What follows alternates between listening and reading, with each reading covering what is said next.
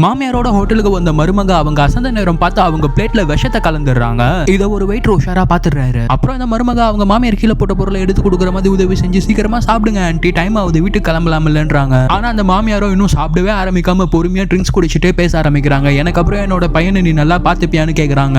என்ன ஆன்ட்டி உங்களுக்கு இதுல சந்தேகமா? நான் இப்பவுமே அவரை நல்லா தானே பாத்துட்டு இருக்கேன்னு சொல்ல, எனக்கு தெரியுமா, அதனாலதான் நான் இறண்ட பிறகு என்னோட சொத்து ஃபுல்லா உன்னோட பேர்ல எழுதி வைக்கலாம்ட்டு இருக்கேன்றாங்க. என்னது இது தெரியாம நம்ம இந்த கிழவிக்கு விஷத்தை வச்சிட்டோமே, ஐயோ அவள் அந்த சாப்பாடு சாப்பிட விடக்கூடாது, என்ன பண்றதுன்னு யோசிச்சுட்டு இருக்க சமயத்துல இது எல்லாத்தையும் கவனிச்சுட்டு இருக்க அந்த வெயிட்டர் திடீர்னு உள்ள வந்து அந்த ஆன்ட்டியை பார்த்து, நான் உலகத்துல பார்த்த ரொம்ப அழகான பொண்ணே நீங்க தான், உங்க கூட நான் கொஞ்ச நேரம் டான்ஸ் ஆடிக்குவான்னு அவங்களை கையை பிடிச்சி இழுத்துட்டு போய் டான்ஸ் ஆட ஆரம்பிக்கிறான். அந்த ஆன்ட்டியும் ஆஹா வயசானாலும் நம்ம அழகா தான் இருக்கும் போல நினைச்சிட்டு இருக்க சமயத்துல அந்த வெயிட்டரோ அப்ப உங்க கூட வந்த பொண்ணை நம்பாதீங்க, அவ நீங்க சாப்பிட்ற பிளேட்ல விஷத்தை கலந்துருக்கான்னு சொல்லிடுறாரு. ஆனா இவர் சொல்றதை நம்பாம டான்ஸ் எல்லாம் போதும்ட்டு அவங்க வந்து உட்கார்ற நேரத்துல இவரோ அந்த ஆன்ட்டியோட பர்ஸை நைஸா எடுத்து ஒழிச்சு வச்சுட்டு, சரி இனிமே உங்களை எப்ப சந்திப்பேன்னு தெரியல, எனக்கு ஒரு ஆட்டோகிராஃப் போட்டுதாங்கன்னு கேட்கிறாரு. அந்த ஆன்ட்டியோ அவங்க பர்ஸை தேடும்போது அவங்க பர்ஸ் இல்லாததால அவங்களோட மருமக பரிசு எடுத்து அதுல இருந்து பெண் எடுக்கலாம்னு பார்த்தா அதுல இருக்கிற விஷ ஊசியை பாத்துடுறாங்க.